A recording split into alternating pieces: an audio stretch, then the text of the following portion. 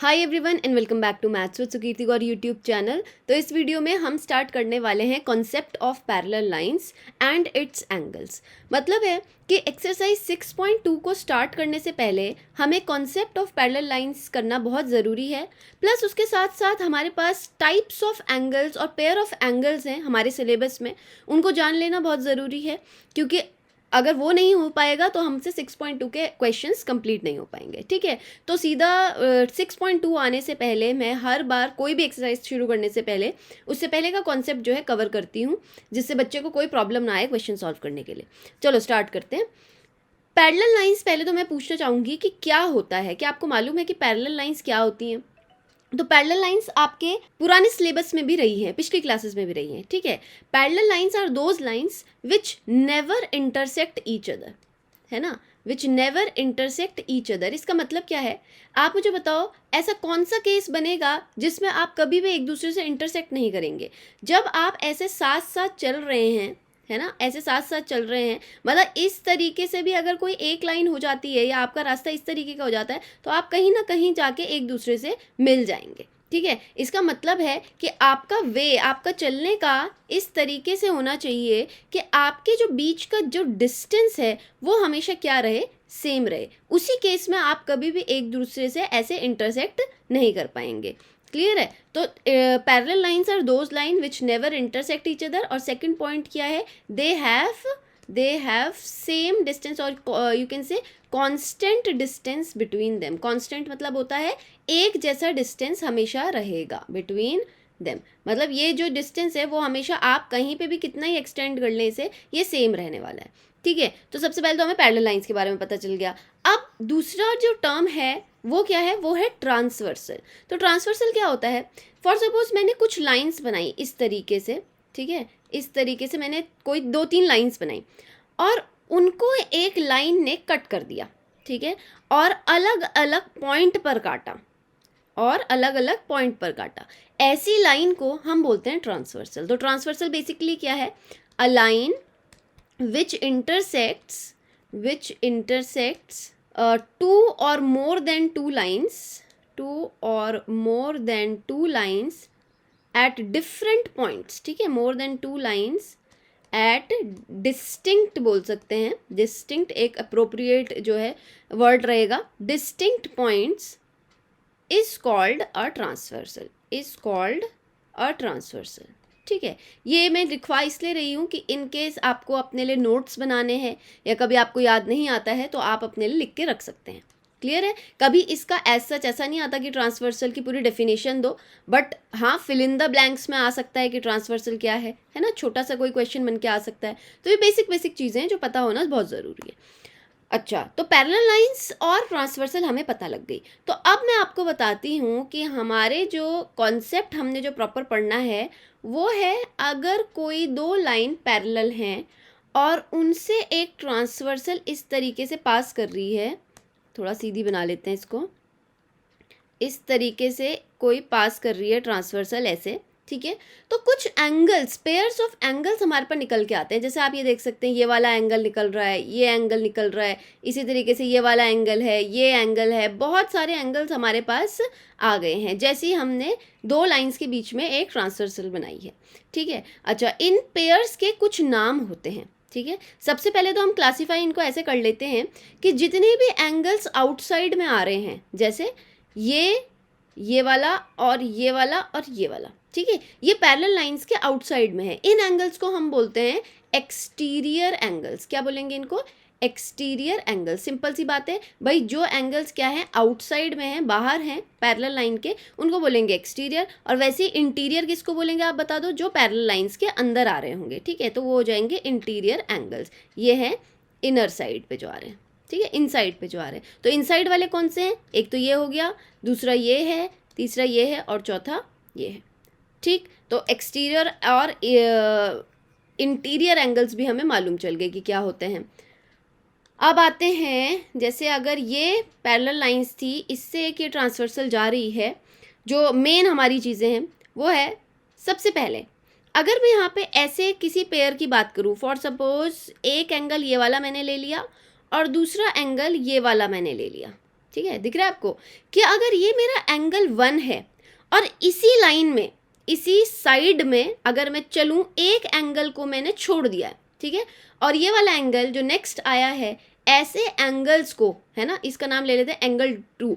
Angle 1 और angle 2 को हम बोलते हैं करस्पॉन्डिंग एंगल्स। क्या बोलते हैं इनको?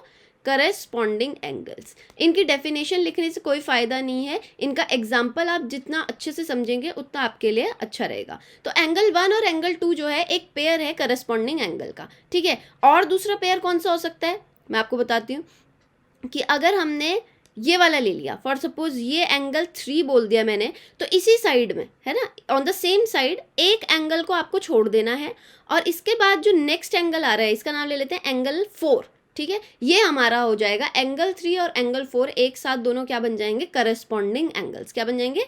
Corresponding angle. तो एंगल 3 का करस्पॉन्डिंग कौन है? एंगल 4।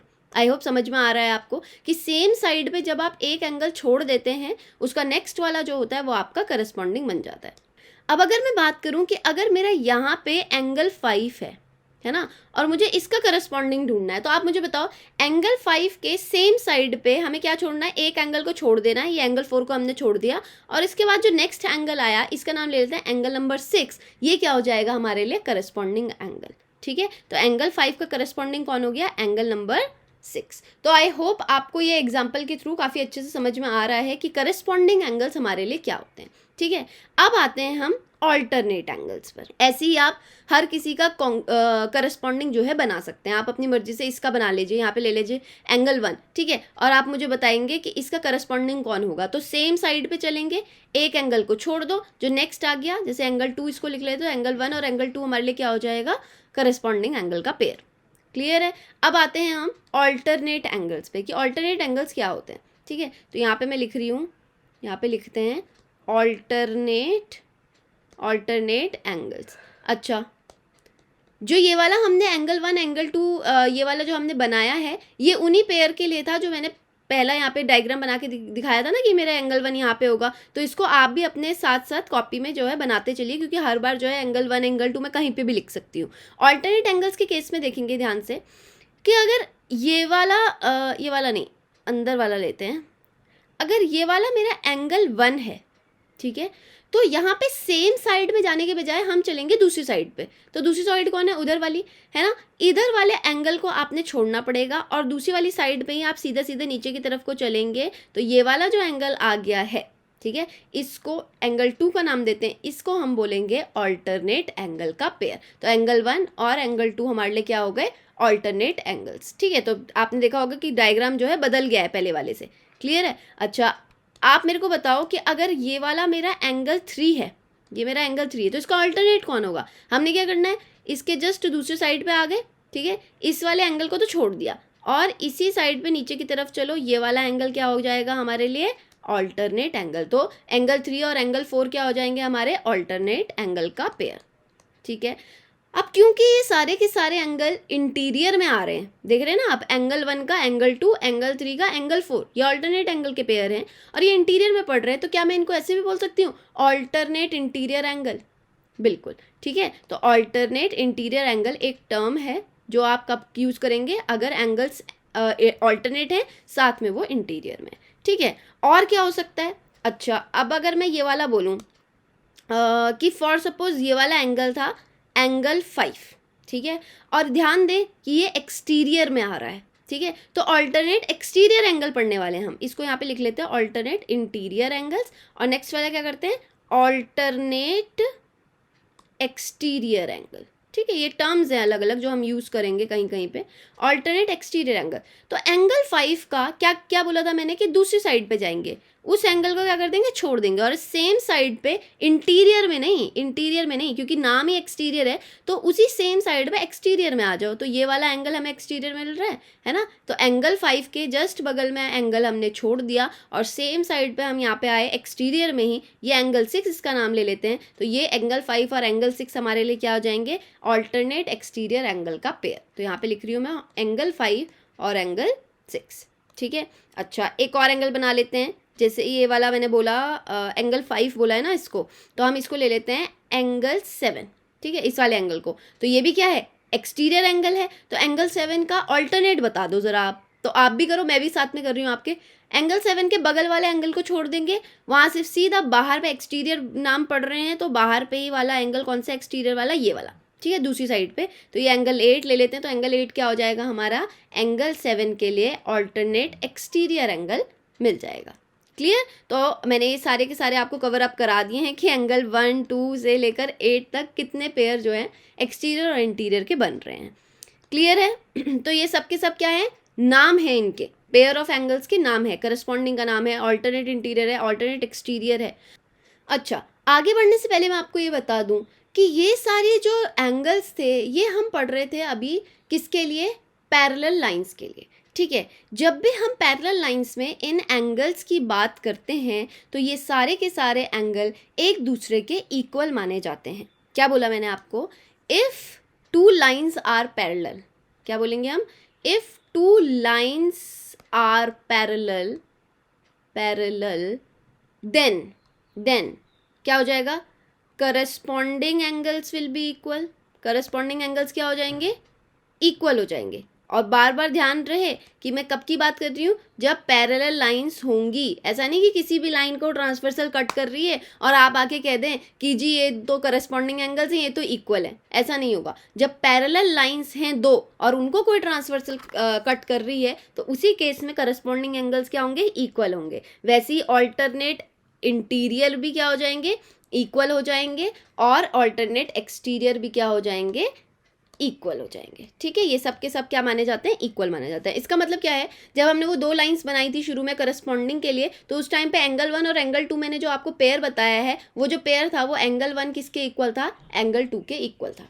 ठीक है, कि करस्पॉन्डिंग एंगल्स क्या हो जाएंगे, एक दूसरे के इक्वल हो जाएंगे। सिमिलरली ऑल्टरनेट इंटीरियर और ऑल्टरनेट एक्सटीरियर भी एक दूसरे के इक्वल हो जाएंगे। अब इसी चीज़ से एक और प्रॉपर्टी है ना, पेयर ऑफ एंगल्स की है वो भी। तो उसमें क्या होता है कि अगर दो पैरेलल लाइंस है इस तरीके से, ये दो पैरेलल लाइंस हैं, है ना, और इनके बीच में मैंने ऐसे ट्रांसवर्सल बनाई है, तो आपको ये वाले एंगल्स दिख रहे हैं, एंगल 1 ले लेते हैं इसको और इसको बोल देते हैं एंगल 2। तो ये दोनों एंगल्स जो हैं वो सेम साइड पे हैं, और साथ में एक तो सेम साइड में है, साथ में ये इंटीरियर में है। कहाँ है, इंटीरियर में। दो पॉइंट है इसके, एक तो सेम साइड और साथ में इंटीरियर। ऐसे दो एंगल्स को हम बोलते हैं को इंटीरियर एंगल्स। क्या बोलेंगे इसको, को इंटीरियर एंगल्स। हर बार जब भी मैं कोई एंगल बता रही हूँ आपको, पेयर ऑफ एंगल बता रही हूँ, हर बार आपके लिए डायग्राम जो है वो अलग होगा, फिगर अलग होगी। तो प्लीज़ इसको अपनी कॉपी में उसी के अकॉर्डिंग जो है बनाते चलिए। ठीक है, ये नहीं कि एक ही डायग्राम सारों पे नहीं चलेगा, जब भी आप अपना रिविजन कर रहे होंगे तब की बात। ठीक है, तो एंगल 1 और एंगल 2 क्या है, को इंटीरियर एंगल्स है। और साथ में व्हेन लाइंस आर पैरेलल, क्या बोला मैंने, व्हेन लाइंस आर पैरेलल, जब लाइंस पैरेलल हो जाती हैं एक दूसरे के या हैं, तो ये को इंटीरियर एंगल का सम क्या हो जाता है, 180 डिग्री के इक्वल। तो सम ऑफ को इंटीरियर, ठीक है, sum of co interior angles is equals to 180 degree. ये हमारे पास इसकी को इंटीरियर की प्रॉपर्टी है। चलो, तो ये भी आपको समझ में आ गया। आई होप आपको सारे पॉइंट्स जो हैं क्लियर हो गए हैं। ठीक है, अब यहाँ से आते हैं हम कि अगर कोई दो लाइन्स है, फॉर सपोज मैंने इस तरीके से दो लाइन्स बनाई, ठीक है, और ये जो दो लाइन है वो किसी एक लाइन के पैरेलल हैं, बीच में जो जा रही है। मैंने बोला कि ये वाली लाइन जो थी लाइन ए थी, ये वाली लाइन बी थी, और ये वाली सी थी। मैंने बोला कि ए इज पैरेलल का साइन ऐसा होता है, पैरेलल टू बी। ठीक है, और अलग से लिखा मैंने सी इज पैरेलल टू बी। ठीक है, हमने क्या बोला कि भाई ए किसके पैरेलल है, बी के, और सी किसके पैरेलल है, बी के। अगर ये दोनों लाइंस ए और सी सेम लाइन के पैरेलल आ रही हैं, भाई ए भी जो बी के लिए भी आ रही है और सी भी है जो बी के लिए आ रही है पैरेलल, तो इसका मतलब ए विल बी पैरेलल टू सी। कहने का मतलब है कि ये दो लाइंस हैं, है ना, ये दो भी एक दूसरे से क्या हो जाएंगी, पैरेलल हो जाएंगी, अगर ये दोनों किसी एक सेम लाइन के पैरेलल आ रही हैं तो। ठीक है, ये सिंपल पॉइंट्स हैं, इनको आप लिखते जाएं जो मैं बता रही हूँ आपको। अब आते हैं कुछ ऐसी स्टेटमेंट्स पर। ठीक है, क्या स्टेटमेंट्स हैं वो, कि when two lines are intersected by a transversal, क्या बोल रहे हैं, are intersected by a transversal such that pair of corresponding angles is equal, then the lines would be parallel to each other, कहने का मतलब क्या है यहाँ पे? देखो ये जस्ट घुमा फिरा के कहने वाली बात है जो मैंने आपको ऑलरेडी बताई है कि अगर कोई दो लाइन जो है इंटरसेक्ट करी जा रही है किसी एक ट्रांसवर्सल से, और उस टाइम पे करस्पॉन्डिंग एंगल, कोई भी करस्पॉन्डिंग एंगल बना लो, ये एंगल 1 ले लो और इसका करस्पॉन्डिंग सेम साइड पे एक एंगल छोड़ के जो दूसरा एंगल पड़ रहा है, अगर ये एंगल 1 इक्वल आ रहा है एंगल 2 के, इफ, है ना, एंगल 1 किसके आ रहा है? एंगल 2 के, तब लाइंस जो हैं एक दूसरे से क्या हो जाएंगी? पैरेलल हो जाएंगी। ये कह रहे हैं जब भी कोई दो लाइंस को एक ट्रांसवर्सल इंटरसेक्ट करती है, तब कोई भी दो करस्पॉन्डिंग अगर एंगल्स हैं वो दोनों इक्वल आ रहे हैं तो लाइंस क्या होंगी? एक दूसरे के पैरेलल होंगी। ये जस्ट उल्टा है। क्या है कि अगर लाइंस पैरेलल थी तो एंगल 1 इक्वल्स टू एंगल 2 थे, क्योंकि वो दोनों करस्पॉन्डिंग थे। और अगर इसका जस्ट उल्टा बोल दें कि अगर क्या नाम है एंगल 1 इक्वल्स टू एंगल 2 थे तो लाइंस क्या थी? पैरेलल थी, है ना। और एंगल 1 और एंगल 2 क्या थे? Basically corresponding angles. साफ बोल दिया गया, करस्पॉन्डिंग एंगल्स। और ये सारी स्टेटमेंट में मैं बस ये करस्पॉन्डिंग की जगह क्या करती जाऊं? एंगल्स के पेयर का नाम जो है चेंज करती जाऊं। जैसे कौन कौन से एंगल के पेयर है हमारे पास? करस्पॉन्डिंग की जगह हम क्या लिख सकते हैं? Alternate angles. ठीक है, ऑल्टरनेट एंगल्स। अगर मैं ये लिख दूं कि when two lines are intersected by a transversal such that the pair of alternate angles is equal, then the lines would be parallel. Same वही बात है कि अगर कोई दो पैरेलल लाइन है, उसको किसी ट्रांसवर्सल ने कट किया है, और ऑल्टरनेट एंगल, जैसे इसका ऑल्टरनेट कौन है? ये वाला ऑल्टरनेट। ठीक है, तो एंगल 1 और एंगल 2 अगर इक्वल है, if angle 1 is equals to angle 2 आपका आ रहा है, तो लाइंस क्या हो जाएंगी? एक दूसरे के पैरेलल हो जाएंगी। ठीक है, अच्छा, ये स्टेटमेंट कहाँ पे काम आती है? ये स्टेटमेंट वहाँ पे काम आएगी जहाँ पे आपको ना प्रूविंग करने आएगा। ठीक है, कहीं पे आपको ऐसे क्वेश्चंस आ जाएंगे कि ये दो लाइंस थी, है ना, और प्रूफ करो, ये जब ट्रांसफर से कट कर रही है, प्रूफ करो कि ये दो लाइंस जो हैं पैरेलल हैं एक दूसरे के। तो आपको ये दिखाना पड़ेगा किसी भी एक ऐसे पेयर ऑफ एंगल को जो हमने पैरेलल लाइंस के लिए पढ़ा है, करस्पॉन्डिंग एंगल्स दिखा दो, या ऑल्टरनेट एक्सटीरियर एंगल्स को इक्वल दिखा दो, या ऑल्टरनेट इंटीरियर को इक्वल दिखा दो, या फिर एक और तरीका भी तो है, को इंटीरियर का सम क्या दिखा दो? 180 के इक्वल दिखा दो। तो उस टाइम पे आप क्या बोल सकते हैं? वो दो लाइंस क्या हैं आपके लिए? पैरेलल हो जाएंगी। ठीक है, तो ये प्रूविंग के टाइम पे आपके लिए काम आएगा ये स्टेटमेंट। तो ये थोड़ा बहुत इन्फॉर्मेशन था based on concept of parallel lines and its angles. I hope आपने सारा अपने पास नोट डाउन कर लिया है, रिवीजन के लिए आपके काम आएगा। और अगर नहीं किया है तो इस वीडियो को दोबारा से आप देख सकते हैं। मेरा जो मोटिव रहता है वो पहले आप अंडरस्टैंड करें, क्योंकि वीडियो जो है आपके पास ही रहने वाला है, ये कहीं नहीं जाने वाला। बट पहले आप समझें, उसके बाद आप नोट डाउन करें तो आपके लिए ज़्यादा हेल्पफुल होगा। ठीक है, इस पे बेस्ड एक क्वेश्चन करते हैं, क्वेश्चन नंबर 1, ठीक है, ऑफ एक्सरसाइज 6.2। तो आपको थोड़ा सा समझ में भी आ जाएगा कि कैसे हम इसका यूज़ करने वाले हैं। ठीक है, तो ये है क्वेश्चन नंबर 1। रीड करते हैं इसको एक्सरसाइज 6.2 से। In figure find the values of x and y and then show that A B is parallel to C D. देखो ये पहले ही क्वेश्चन में आ गया कि शो दैट मतलब प्रूव करना है। ठीक है, तो find the values of x and y. सबसे पहले तो एक्स और वाई की वैल्यू फाइंड आउट करते हैं। यहाँ पे आप देख सकते हो कि 50 डिग्री और x जो है वो एक साथ एक लाइन पे आ रहे हैं। तो मैं क्या वो वाली प्रॉपर्टी को यूज़ कर सकती हूँ कि sum of angles on a straight line is equals to 180 degree. ये आपने पढ़ा है मेरे साथ पिछली एक्सरसाइज में कि sum of angles on a straight line is equals to क्या होता है? 180 डिग्री। तो उसके अकॉर्डिंग में क्या बोल सकते हो कि x plus 50 is equals to किसके इक्वल हो जाएगा? 180 डिग्री के। तो यहाँ से x क्या आ जाएगा? 180 माइनस 50, है ना, और x की वैल्यू क्या आ जाएगी? 130 डिग्री आ गई।